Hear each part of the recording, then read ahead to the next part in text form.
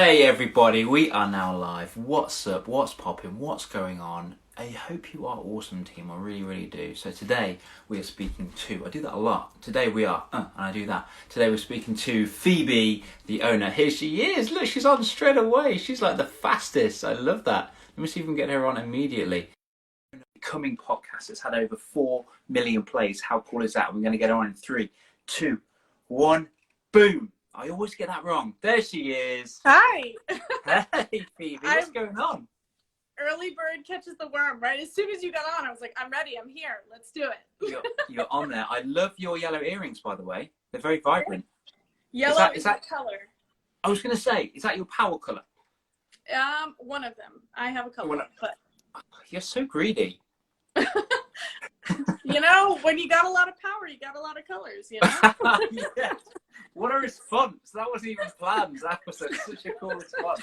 I love that. So how are you all the way in? Are you in Phoenix, or Texas? What? I'm in Austin, Texas. Austin, Texas. That's the one. Yeah, cool. What's it like over there? I mean, I wanted to, well, usually it's lovely. It is so beautiful and hot. I've lived here for about a year and a half now. Right now, it's a little crazy. Texas is kind of leading the U.S. in terms of Corona stuff. So there's lots going on here.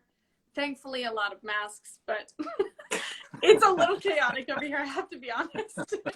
So I'm mostly indoors. Yeah, well, us two over here. We are mostly indoors over here in the UK, which is really, you know what? I was surprised how adaptable I was to it. It's almost as if to think, oh my gosh, and I don't really like the word entrepreneur, but it's almost as if, oh my gosh, entrepreneur life, is that lockdown life? Because I didn't really change. I was like, what? But anyway. Yeah, I've settled into the indoor living quite well, especially in Texas right now. It is so hot. So I don't even, so what is it? It's like 35 degrees where you are. So it's really sweaty and hot and nobody wants to be outside. Well, I can't blame them. Yes, exactly. Yeah, cool. So welcome to my little show thing. I don't know what this is, by the way. I haven't got a clue. All I'm doing is I want to speak to inspirational people that can help inspire children to be more confident, be like more authentic, and kind of like go towards their purpose in life. And I saw your stuff, and what I like to do, I like to like see somebody get like a picture, get an image, and think that's cool. Not delve too deep. I have to hold back my excitement because I like to experience you or people on the call right there and then. So I know that you did a bit of college soccer, which is awesome. I know you've got the Unbecoming podcast, which has got 4 million like views, which is absolutely sick. And I had to like rein it in a little bit. So what I'm going to do is just a really easy question. Hi, who are you? What are you? What do you do? Oh gosh. I mean, actually that's the hardest question, right? That is like how much time you got. So I am great. But who am I? I am a very curious person. I am a former lots of things. And so a former college soccer player. I am a former coach and am in this really beautiful space right now in my life where I'm actually changing directions. It's not even like a huge pivot, but it's like a tiny little shift into something that feels a lot more aligned to what I'm doing, which is self-mastery, personal development, spirituality. So anything having to do with identity and intuition is kind of my lane and has been for a long time. I just have put it under the umbrella of business. So to come out and talk a lot more directly about what it is that I really care about feels really exciting. So there are a lot of layers here, but I'm also a sister, an aunt to some of the most amazing humans on the planet who I love more than anything. I'm an adventurer. I've traveled to nearly 70 countries. I've lived in a lot of them, worked in a lot of them, played in a lot of them. So I would say that's a good place to start. So you go in whatever direction you would like to go. No, that's fantastic. That's awesome, because I know that you were a kind of like a business coach as well. Yep. I think whenever I speak to clients of any age, I always like to hone in on their identity before anything, because we don't know who we are. And I do a little color differentiation game and association game with bits and bobs, and it's quite fun. It helps them to think, oh, okay, so I actually deep down think that about myself. I do think I'm pretty. I do think I'm bold. I do think I'm amazing. And I love your opener. You're amazing, 100%. Because I'm sure you know Mel Robbins' work, which is, you know, we are 1 in 400 trillion the chances of us being here. So we are a freaking miracle. So we definitely are amazing. But that's awesome. Oh, they've got a few ways. Hey Soph, hey Trey Sean just there. Those two are amazing. There's plenty of other people as well here on that are amazing as well. So again, thank you for joining me today. The focus on, I was a bit naughty again. I listened to a bit of your podcast. I'm really sorry. But what really stuck with me, which was the one, it was like, brag, or more so be proud. And I think that's so important. I've had a lot of people come forth to me like saying, oh, Dale, that's a bit arrogant. So it's not arrogant, it's self-belief, because I'm not putting anybody else down. And I wish kids would brag about themselves more, because when we get into adulthood, we tend to be more reserved and not shout about who we are. But like you've just said, you're amazing. Why not shout about who you are? Just because you do, and people try and bring you down, that's their insecurities. Yeah. So just a random question: How would you help? I don't know, an 8-year-old or maybe an 11-year-old brag more in a respectable way? That's a good question. I'll say one of the things that I do in close quarters. So if my clients come to Austin, or in the past, if we've gone somewhere, we'll do like a little exercise where we just are like, what is one thing that you want to brag about? What's something that not many people know about you, but something you feel really separates you from people, or something that you're just really proud of? And I think a lot of what I know that you do in your coaching, and from the little exposure that I've had to you, but from our conversations, it's like you're a great like practice ground, right? So in terms of sports, which I like to use a lot of sports analogies, you wouldn't just go out and play soccer or football or whatever. Like that's just, you wouldn't do that. You've got to practice, you've got to stretch, you've got to warm up before you actually go and play. So my advice to somebody who's 8 years old, 11 years old, 35 years old, 55 years old, is to start somewhere that you feel really safe, right? To practice somewhere. So whether that's your family, whether that's a coaching group that you're a part of, if that's just your close friends, and you talk about, hey, what's one thing what's been the best thing or the best skill that you've developed this year so far? What's something that you would brag about, or that your parents would brag to somebody about, or your friends would brag about? What is that thing? And so practice there, and then just as it comes out, as awkward and uncomfortable as it might feel in the moment, the more you start saying it, and it's not, I'm better than anybody else. It's like, yeah, I had a really hard time personally talking to people about playing Division I college soccer. That's like the best of the best outside of being on the national team, right? And that was my goal from the time I was probably 8. I started playing when I was 5. And I just had to get over that and be like, that's actually a point of intersection, right? Where people can actually relate to you. And so where you might not have played college soccer, you also might have played soccer. And so that's a place where we can actually like have a good conversation about it, and we can have sports analogies and whatever. So I think just bringing more elements to a conversation where people can feel heard and seen and connect with you is so important. So that would be how, just to practice first, see how it feels. Well, on the soccer analogy, I can confirm that you would beat me. You'll get the ball around me easily. Because despite being from the UK, soccer was football. We call it football over here. So every single time I say soccer, I'm going to get a beat in the arm by everyone in England. Everyone in England. So I've got. I have a lot of English friends, and so they would all. Every time I said soccer, they're football. Soccer. Yeah. I'm like, oh, all right. So I got over it. I'm sorry. Yeah, so you'll easily dribble the ball around me. So we clear that one up. But I love that. So, I had a little thought pop into my head just then. What would you say was the biggest thing that you learned playing soccer / football, everybody, that helps you in your life now? Oh, I mean, so many things. I think self-discipline is, well, I would say A is setting a goal, right? I said, from the time I was 8 to, that was my goal. And I think in moments where it would be easier to go to school dances and it would be easier to go play with my friends or go to the mall, that was a big one, that I missed out on so many opportunities.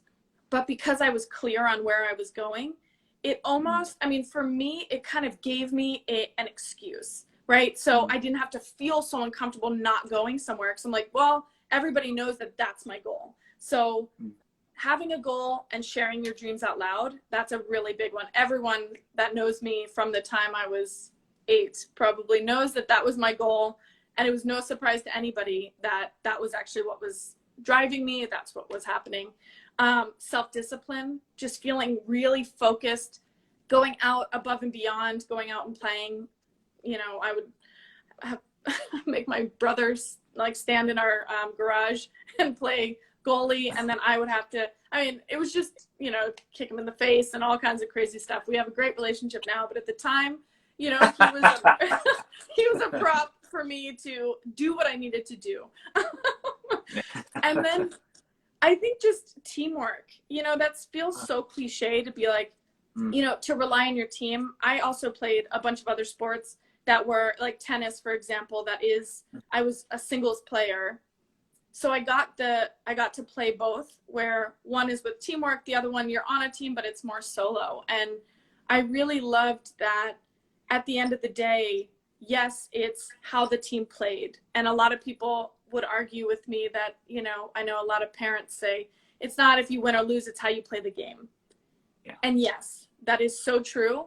And the scores matter, right? Like you don't win state championships without winning games. And so I got this like winner's mentality that I felt like, yes, it's competitive and I've had to like tame it down a little bit in certain areas of my life, but the taming it down is just, nothing's ever, you know, it just takes on a different form. So my competition right now is more in the gym and is more, you know, I still play, or when everything opens back up, I still play, but it's not as much in business, which is where I was putting it for a little bit, where, you know, into my schoolwork, where I just wanted to be better than everybody else. And it's that was something I really struggled with, just in my teenage years, to figure out where that competitive side of me was best used. So that's kind of a long-winded answer. I've got a lot of long-winded answers. I bet now, and I love that so much. And I think it's really important to have that element of competition in your life. I think it's vital actually for a winner's mentality. But when does that competition get a bit kind of toxic, or a bit, when does it get dangerous? Yeah. What do you say? That's a really good question. So for me personally, I don't think it got dangerous to anybody else, but toxic to myself, right? It was just like I've got to be the best. And I remember having a very distinct conversation. I know exactly where I was, with a girlfriend of mine, and we were chatting about how I want to be the best at everything. And so until I was exhausted from trying to be the best. And she's like, what does that even mean? And I was like, well, in school and in soccer and in my friendships, and I've got to beat all my friends. Like, it was just this thing that I couldn't really manage. Like I was kind of saying, in terms of where I was channeling that energy, that competition. And so I know now, because I'm a lot more clear, that I don't need to compete with anybody in terms of business and who I am.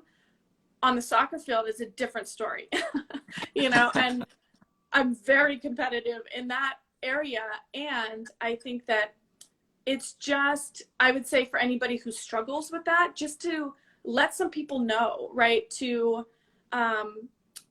let your friends know that it's something that you're struggling with, and so that they can call you out on it in a very nice and gentle way. And you can tell them, hey, if you ever feel like we have this competition or that I'm competing with you, would you just bring it up to me? And here's how you could say that, right? Because I have a real thing. I'm very sensitive.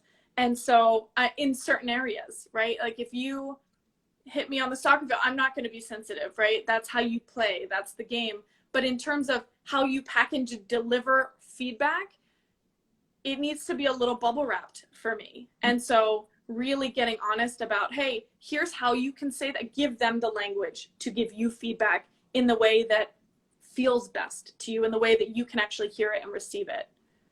Yeah, that's such a great intuitive answer, because we tell kids these days that they've got to compete against the person in the mirror themselves, which I completely agree with. But then again, when we play team sports, it's not like that. If I know Luke's just joined me now, and he's a great cyclist, so he competes against other cyclists, and it's well, yeah, there's an element of beating somebody else. But then again, we've got to be careful. And how do we nurture kids away from being a sore winner? Yep. Totally. You know? Yeah, I think there is this winner's mentality that kids have, and that grows, right? I think people or kids, I don't know, in my experience with sports, for example, like I think more in schoolwork, I never felt like I had to beat other people.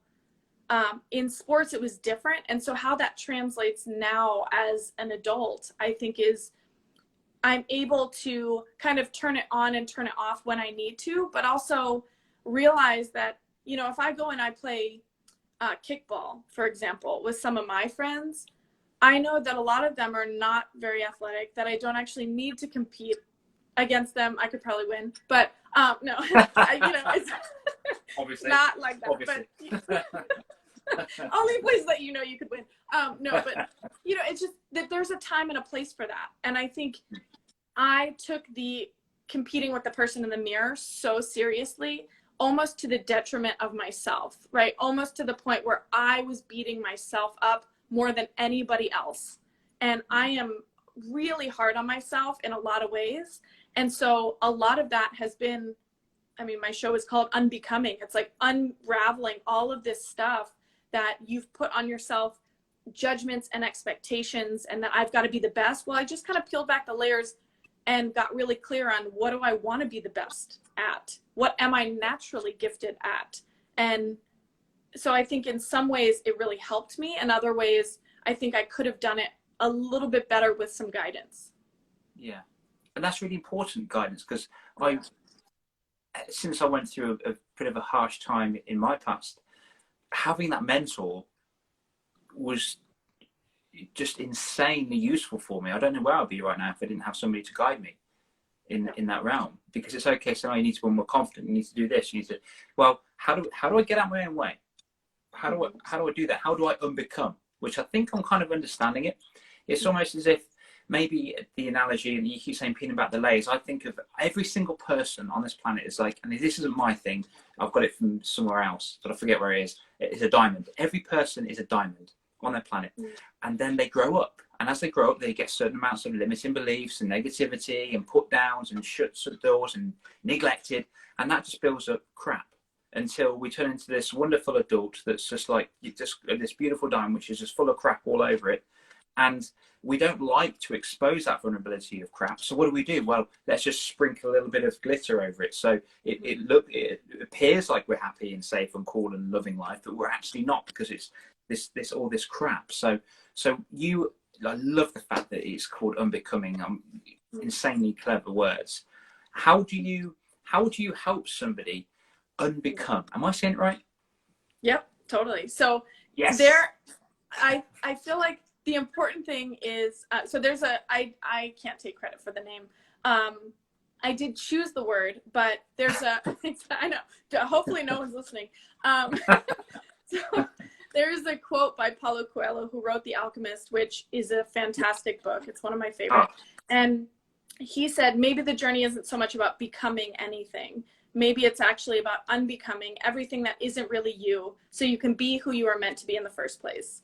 And that, to me, that just, I mean, every time I say it, I get goosebumps, because that is so much, I mean, my identity was being a soccer player, to being really a entrepreneur, to a traveler and adventurer, and then back to kind of an entrepreneur. And where I am right now is like a bunch of different things, right? And so, but I always felt like there was one box that I had to be in constantly, and I wouldn't leave the box until I had a sure bet on the next box. And so it was just all of these labels. So I love your example of the diamond and the glitter, and that speaks to me a lot.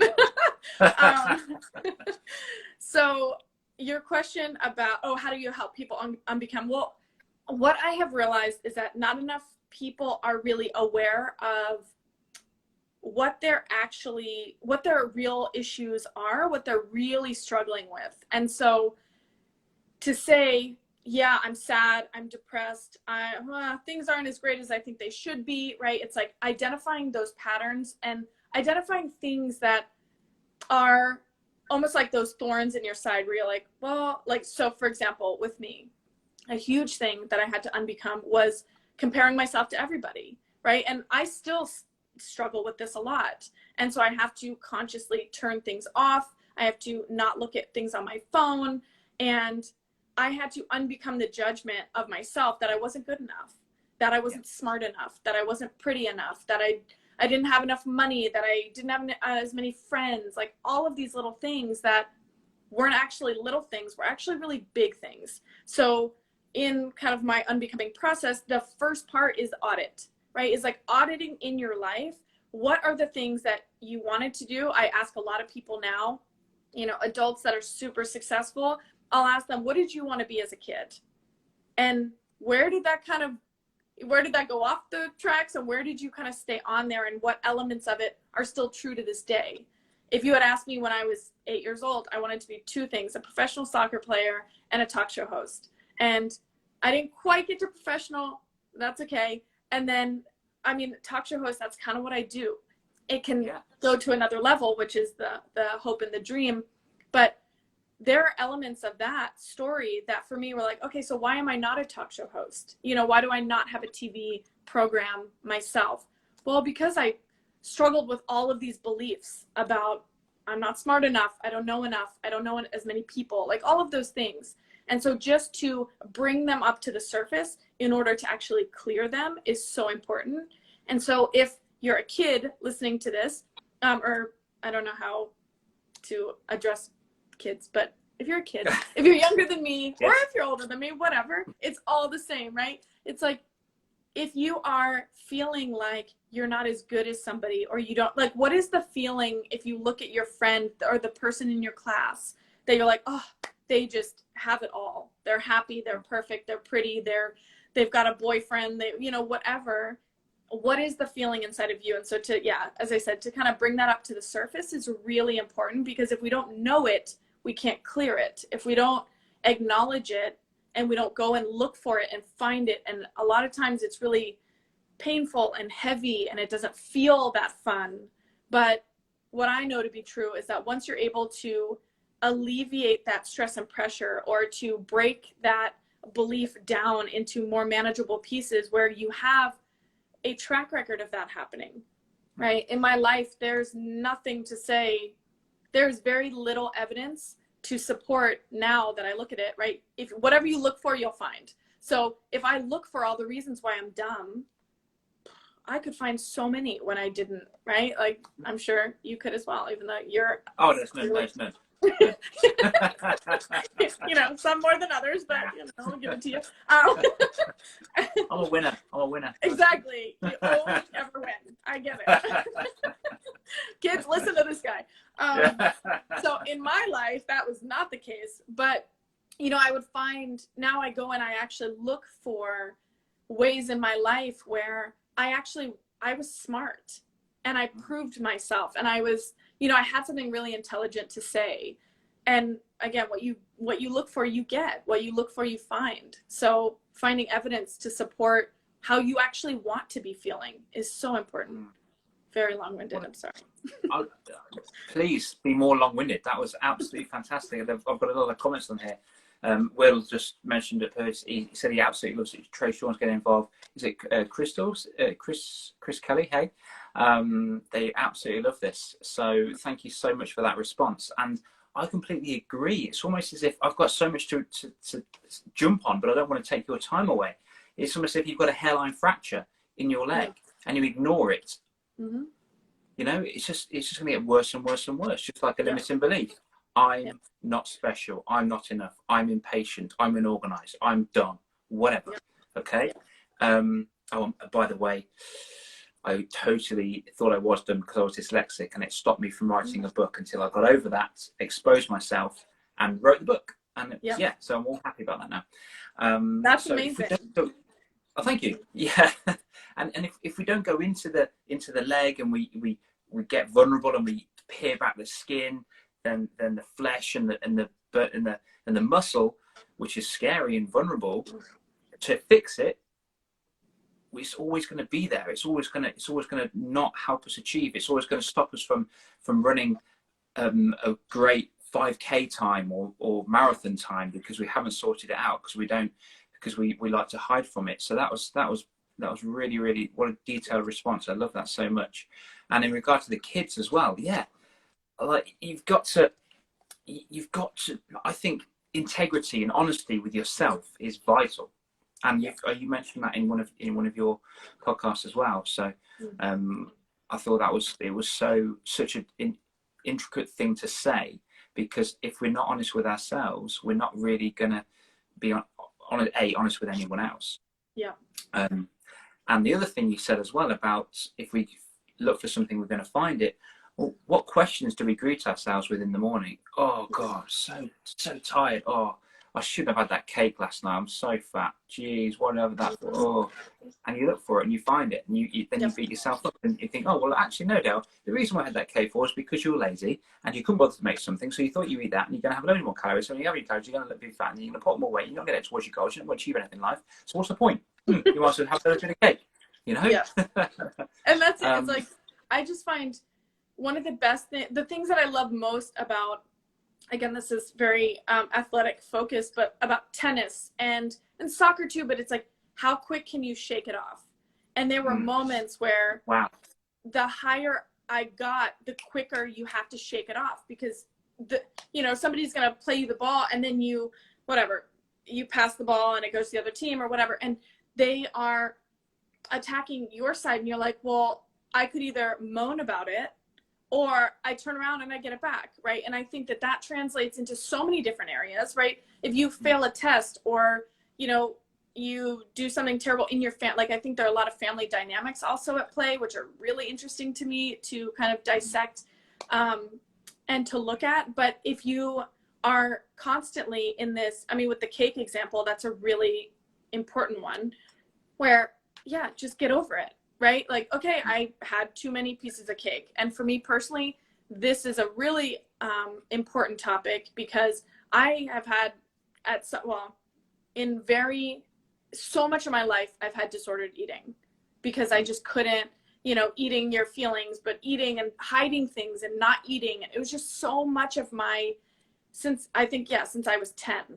I mean, it was awful, and it ran my life. And so, yes, it can happen with men or boys, and I realize that, and also to any of the girls that are on here, to really start talking about that with people, right? It might not feel that comfortable to talk about it with your friends, and they might not be qualified to talk to you about how to move through that, or say, oh, just don't worry about it, you look great.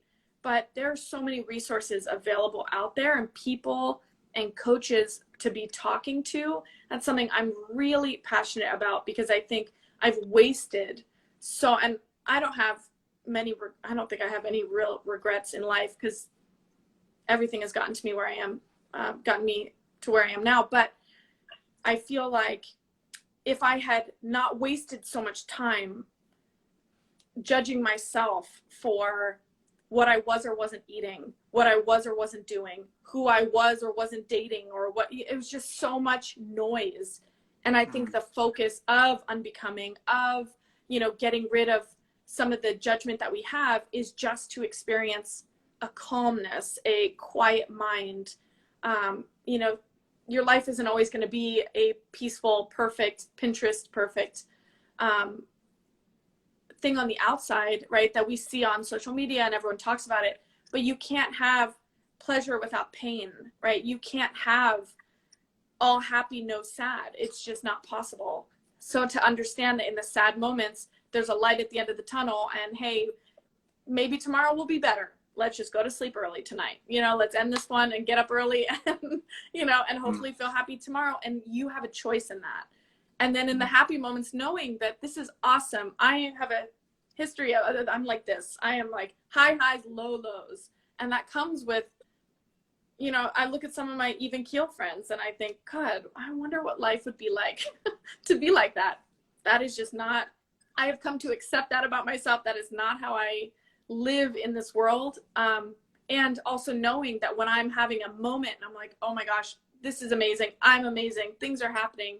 I also know that at any point it can go down, and not to be doom and gloom, but just to remember to enjoy those moments and to, you know, be really present when you're doing something that's awesome. When you get a test back and you get an A and you didn't expect to, or what, just like really enjoy and be proud of that moment, because you never know what's going to happen tomorrow.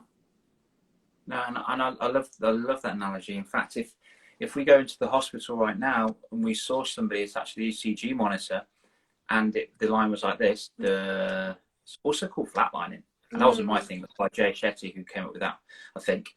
And this is living. And I completely resonate with that, because there are times when I'm just like, all of a sudden get a huge high, or I've gone traveling. I'm very, very fortunate with the amount of traveling that I've done. I love seeing the world, love different cultures. And like, one of my dreams last year was to swim with whale sharks. I can tick that one off. It was such a beautiful experience. And then it's almost like, you know, back to the beginning. But what helps me is really focusing it. And I think this will definitely, well, I know it definitely helps you as well after seeing bits and bobs from your work, but being back to a purpose and having that purpose, that drive. So like, yes, I've had my fun because I deserve it. And now I can get back and get on impacting the world and making it an incredible place, because I do want to leave this world having made a fingerprint on it in a positive way. But I'm exactly the same. All like this. All like this. I'm gonna take that. Yeah. I love that. That's really good. Yeah. And take it. You have to go and read my story about I swam with great whites, and there's a whole story about it. I didn't see the story, but I saw the pictures. Where's the story? Yeah, it was just insane. It was like right here. And the person I was dating at the time, he peed his wetsuit because he thought I was about to be eaten. It was, yeah. Were you in a cage? Yeah. Well, I was getting out of the cage, and the guy put his hands on mine and was like, "Don't turn around." And of course, I was like, and this great white just came out, and I mean, I could have put my hand in his mouth. It was really, it was a little scary, but I turned, I was like, oh, did you get a photo of that? And he's like, I just peed my wetsuit. I'm like, all right, well, whatever. So yeah. Phoebe? I know. Oh my gosh. I've had a lot of different seasons of life. Yeah, just a lot. That sounds so cool. Yeah. Wow, I love that. I would love to go swimming with whale sharks. That sounds amazing. I love the ocean. I love underwater big animals. It's so beautiful. I remember spending 7 days on a boat in the Great Barrier Reef, and I was swimming with a white-tip reef sharks. And you know, you watch all the David Attenborough shows and nature programs to see a shark swimming away. When you actually see it in real life, the majesty of it, just swimming into the deep blue, and it's just like I couldn't breathe. I had obviously a tank on it. I just like just taking my breath away, and I love that. It just destroyed me, and in a positive way. Like, whoa, because I want to have more of those experiences to make me realize what is actually important, chasing certain things or whatever. Yeah. But yeah, it's full of. But wow, great white shark almost giving you a hard time. I mean, but one thing I did that popped in my head as you're telling that story. So I was in Sedona a couple of years ago, and I was on this like spiritual retreat. And so it's one-on-one with this guy, and he had me look. Have you been to Sedona? No. Okay, so it's like, have you seen pictures of it? It's like beautiful, and all these like beautiful rocks and whatever. Yeah. And so we're like looking at it, and it was like the most beautiful day. And it was a bright blue skies, not a cloud in the sky, and just these like red rocks. And it was so beautiful. And he's like, what do you see? And I looked at him and I was like, I don't know, it's and I stopped myself from saying majestic, but that's what I wanted to say. And then I looked at him, I was like, stillness. That's like what came out of my mouth. And he goes, what you see is what you are. And I thought that was so profound. And he said to me, he's like, 99% of people, when they look at the Sedona rocks, say majestic. And he's like, because it's in all the pamphlets. So when you're flying to Sedona or it's everywhere. It's like the majestic rocks, and he's like, 99% of people say that. And I saw you wanted to say that, but you stopped yourself and said what you actually meant. And I was like, yeah. And he's like, so what I did was I just internalized that for myself. And I think about it this is probably almost 5 years ago. I think about it all the time. So when you're thinking about your friends or, your teachers or whatever, it's like what you see is what you are. So if you're seeing somebody who's dumb, and that's what you are, versus, hey, I'm going to appreciate how beautiful that person is or how amazing this moment is. And it just helps me recalibrate and remember, okay, there's so many golden rules, blah, blah, blah, all of these things. But that for me stuck in a way that, I mean, here I am talking about it, years and years later. And so in those moments where you're talking about like the majesty of this animal, you're like, well, yeah, that animal has the white tip shark has exactly what you have. And so you saw this like majestic animal. And so I'm not poking fun at your word that you use, because it's, Sedona is different, but like that you saw that, and that's actually what's in you.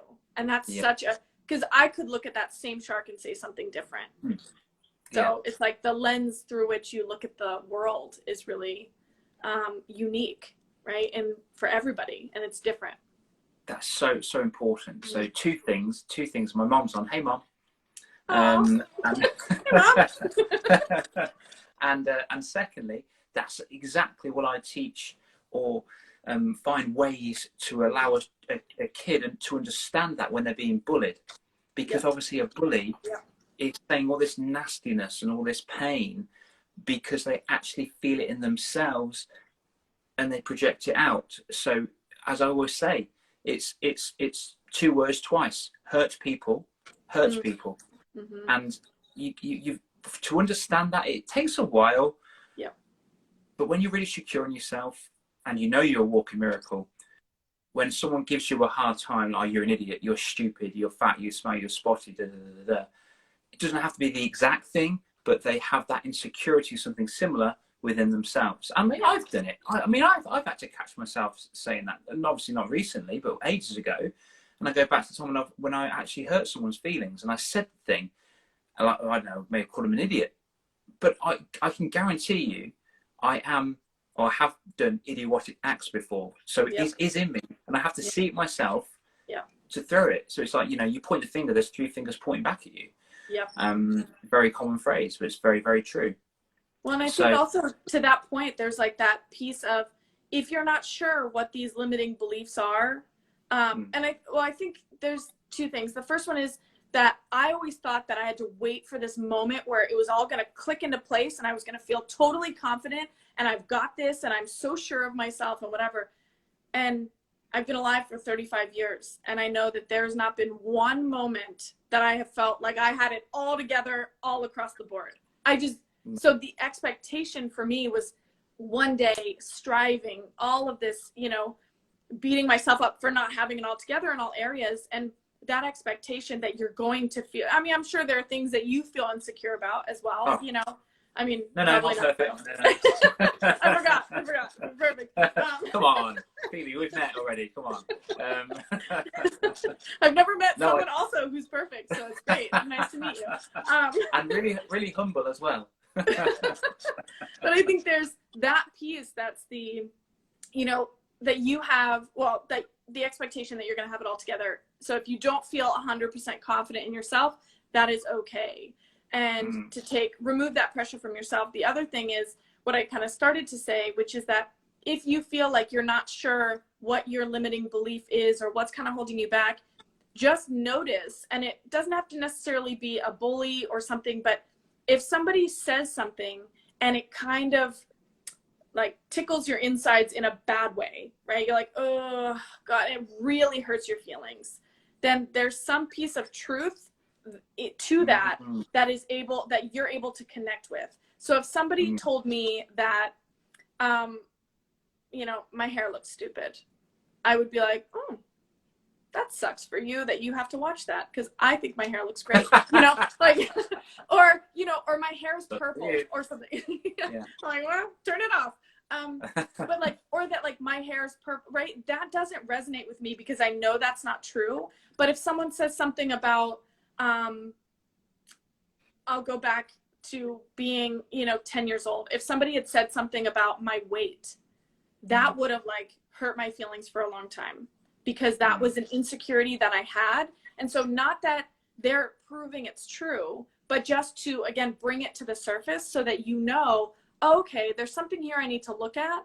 And whether it's a bully or your friend says, you know, an offhand comment that they didn't even mean, that wasn't intended to hurt your feelings, but it did, then there's something there for you to look at. And that's, if we could get more, I just wish in terms of personal development and all of this self-mastery, that the world that I'm in, and I know you very much are as well, it's like, I wish that we could take the sting out of insecurities, because then we can't acknowledge things that we're trying to avoid. We're trying to avoid pain.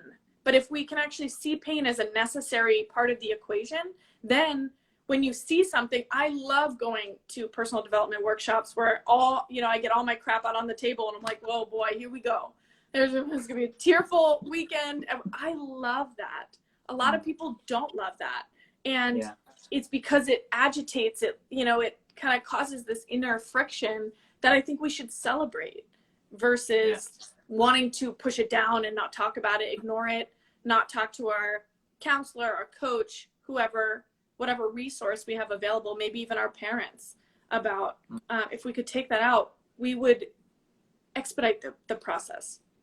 Yeah. And it's funny you say that because the brain is designed to avoid pain, isn't it? But the brain is so clever, but it's so dumb, Phoebe. It really is. I mean, it's like it reacts in the same way if for physical pain, like being attacked by a bear or running away from a lion, compared to putting your hand up in class or pressing the publish button to release your book or releasing your first podcast or whatever it may be. It reacts exactly the same thing. So, oh, I could get judged. Oh, I could be mauled to death. It's the same thing. I think it just reminds me of a smoke alarm. You know what? If there's a raging fire in the house, a really big fire, the alarm will go, wait, go nuts. It'll go nuts, and rightly so, because you don't want to be burned alive. But it would also go absolutely nuts if you burnt the toast. Right. You know? It's just like, what are you doing? It's nothing to panic. And it's the same here. Raging alarm. We're going to be attacked by a bear. Raging fire. 100%. Let's run away. This one, put a man up in class. Oh, burn the toast. Ah. Yep. Get it. If we can actually walk towards pain, it's emotional pain, and you know, be the champion of it, then anybody can say anything they want to us, and it will never bring us down. Totally. That's what I think. Totally. I had a weird story in my head, or have for a while, that was like, I don't have this like crazy rags to riches story, right? That like I've never had $1 in my bank account, and but that's just not been my life. I've had a lot of other things happen, and I will also say, be careful what you wish for, right? Because this was something that I was like, well, how am I going to teach people how to be? And again, clear in terms of alignment. What I really want to do in life is not necessarily help you make $1 million, but more in the personal development, help you figure out who you are, and how to communicate that in the world in a concise, clear, effective way. But in October, and I don't know if I shared this with you or if you saw it, but in October I was hit by a car right down the street. Wow. In Austin. And that was, it was like everything I was asking for and nothing that I wanted. You know, it's like, oh, how do I have this story? But it was everything that in that moment that I needed. It was so, I stood up from that. I was crossing the street. Someone ran a red light, hit me and the guy behind me. And wow. As soon as I mean, it's very intense. It was a very intense experience. I mean, I can laugh about it now, but it was really a challenging time. And I stood up and I said two things. The first one was, wow, maybe that I just got knocked back into alignment. That was the first thing. And this guy who had helped me up, he's like, what did you say? I was like, it literally fell out of my mouth. I was like, oh gosh, sorry. I don't know where that just came from. And the second thing, I was like, this is a gift and I don't know why. And I kept that like I walked away. I came home. It was only 3 blocks from my house. And the whole time I was walking home, I was like, this is a gift and I don't know why. This is a gift and I don't know why. And I was excited to figure out why. And so if you're going through a moment and you are feeling, you know, maybe you're getting bullied or you're feeling down about what you look like or how, you know, if you are dyslexic or whatever thing you have going on, knowing that it's a gift and maybe you just haven't figured out why. And that's something I have kept with myself for the last 8 months. But also I can look back on different times in my life knowing that, oh my God, those days were long. The hours were painful. But now I can look back and I can laugh about things that happened. I'm like, oh my God, that was stupid. I shouldn't have put myself in that position, or, you know, things that happened in my life. And now it just makes for such a much more colorful, exciting life. Nobody wants to talk to someone who's boring, that everything's gone right for them their whole life, you know? Yeah. Except you. I mean, everything clearly has gone right for you. No, I'm just on point. Nothing bad's ever happened to me. Obviously. No, actually quite the contrary. It's really strange, actually. I was having this conversation with somebody recently about how it's like, oh, you hear all these stories like The Rock. He didn't get in the NFL and he only had $15 in his pocket. And you've got Brendan Burchard, who had a brain injury and went through depressions. And then you've got Tony Robbins, who went through what he went through, but he had 7 different dads, and, you know, he grinded and worked really hard. And Schwarzenegger, who was working all the jobs in the world, still training and studying to be an actor at the same. It's just like, oh, well, my mum and dad were pretty awesome, and I didn't really have any kind of like hardship. I feel like I haven't got a good story. And I'll share this with you another time if we ever do something like this in the future. But my story, I was just in the pits. And one of the reason why I do what I do for children is because in schools they don't teach how to use this and have the mental strength and toughness to get through adversity. Look, we are going to have a painful experience in our life at some point. We definitely are. We don't know when it's going to be, but it's going to happen. But if we train this for it, it's going to have less of a sting. And that's why I do what I do, because I went through this, I just felt I was numb. Like I just felt like I was just all black. It was horrible. And it was really, I just didn't know how to get out of it, really. And then I did. I did lots of cool things around that to really get out the zone. And those experiences, actually, like you say, they were a gift. It's the obstacle is the way, and things don't happen. And I know you've heard this before, but things don't happen to you, they happen for you. And I can honestly say, without those 5 horrible things, that if they happen individually, we'll be fine. But the fact they all happened in, you know, quick succession broke me. Absolutely broke me. And I look back thinking, actually, just like the big T-Dog says, Tony Robbins, those things happened for me, not to me. It was a gift. And those are the best days of my life, because now it's given me the motivation to do what I'm doing now, write my book, which I had so much dumbness attached to because of my dyslexia. And a bit similar to you, but not as long, because you wanted this to be when you were 8. But my goal for the book was to either get it reviewed by a famous person in the personal development space, or be a #1 in the category. And it hit #1. It was #1 bestseller. It's international for mental health for kids. So I'm just like, yay, cool. And there's so many mistakes in it, but anyway. I just wanted to hit that public button. If you can do it, anyone can do it. No, I'm kidding. No, it's true. That's what I say, really, because I had so much insecurity attached to that. One of the proudest moments of my life was me just passing English.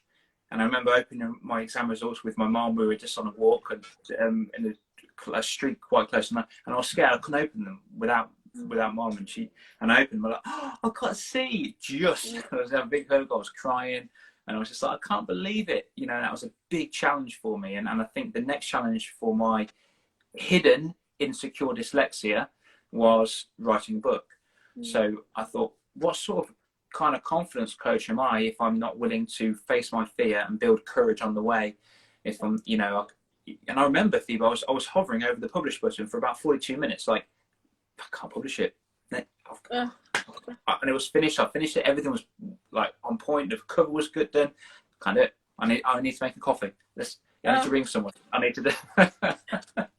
I can like feel that in my stomach, because I know what that feels like. And I think the cool thing about what you're talking about is that that's your story, and that is something that I know so many kids can identify with if they're going through a tough time or they're struggling with this. And I also think the flip side of that is the kid that's going through and is doing quite well, right? And so on the outside, from people who knew me, I mean, I was like homecoming, prom princess, whatever, like all of this stuff, and got really good grades. I was good at sports.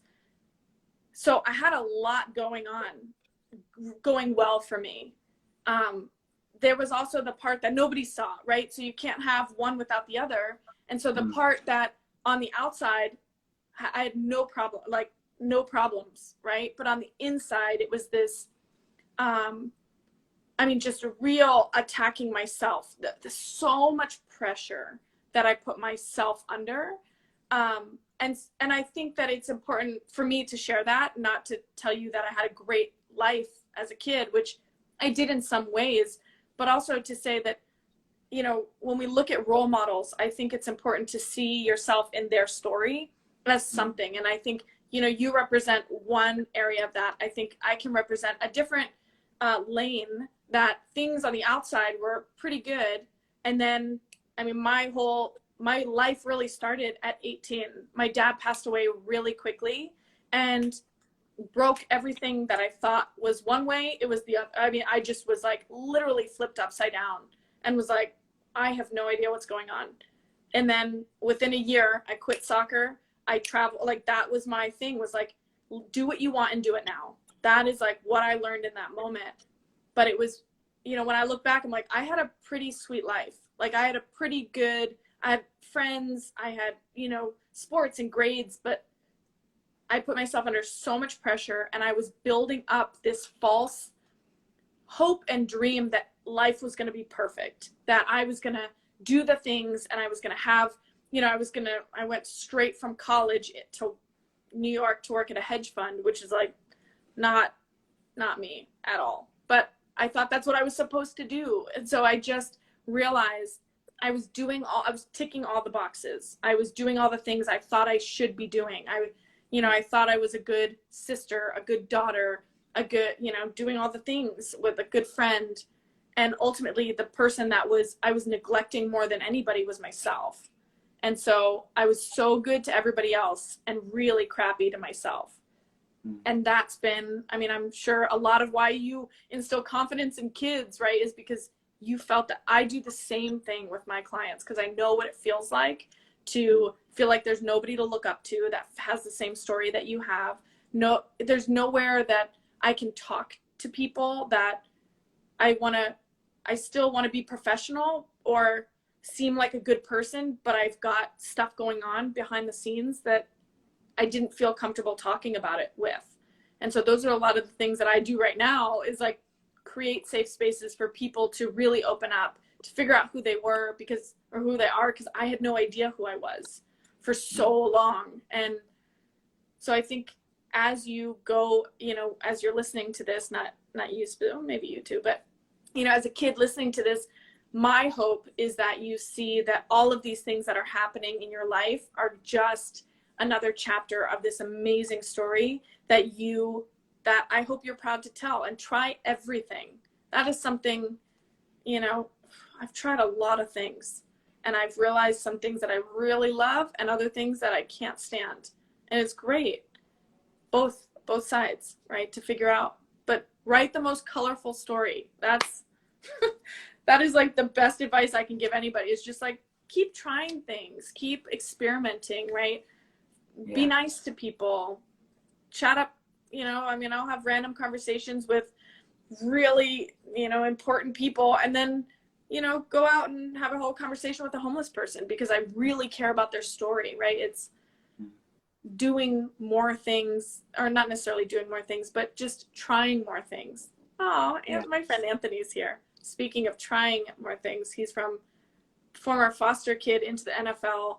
He's got a crazy, amazing story. Whoa. He would actually be a good person for you to talk to, to inspire kids. We need to talk. Yes. But Phoebe, it's come on too late. He's come on right at the end, hasn't he? He missed it all. You missed it all. Don't worry, I'm going to save it for you, bro. It's cool. Well, I just want to say, what a beautiful, stunning end to that. Kids, try everything. Write the most colourful story, because no one on this planet is ever going to have a story like you. Never. So go out there and try as many things, fail, go nuts, and just be you, because that's the most important person you can be. So I want this, you inspired me checking you out. It was absolutely fantastic. So I just wanted to show you off to my audience, really. But how else can people find you if they want more of you? Instagram's the best. I'm on Instagram a lot, so you can find me on here. And then my show, everything that you need, you can find at unbecomingpodcast.com. That will direct you to, I'm kind of dipping my toes into the video world a little bit more, so that will be exciting. Okay. And yeah, unbecomingpodcast.com, or just on Instagram. Perfect. Hear that, guys? So Unbecoming Podcast or Instagram. Amazing. It's been an absolute privilege and an absolute pleasure speaking with you, by the way, Phoebe. Thank you so much. I really appreciate it. I appreciate what you're doing. I think I'll say I get a lot of messages from people that I kind of pass off, and I looked at yours and I thought, what you're doing to instill confidence in kids and to help them move through their stuff is so important. So I love what you're doing. I'm happy to be a part of it. And just thanks for what you do in the world. It's really inspiring. Well, thank you very much. You're going to bring a tear to my eye. Getting quite emotional. Thank you. And that's cool. And just like we were saying earlier, everybody who's watching, that's a reflection as well. So it's just, be kind to people, because that's essentially you being kind. So again, thank you so much. I really appreciate your time. I know you're a very active being, so thank you very much. Please, everybody, check out Phoebe's podcast, The Unbecoming, and I've subscribed to it. Now I'm allowed to listen to it because I've spoken to you. So there we go. That's my rule. Have a beautiful rest of your day, and hopefully we can do something again in the future. I would love that. Yeah, cool. All right. See you later, Phoebe. Thank you. Bye. Good to see you. See you. Bye. Bye, everybody.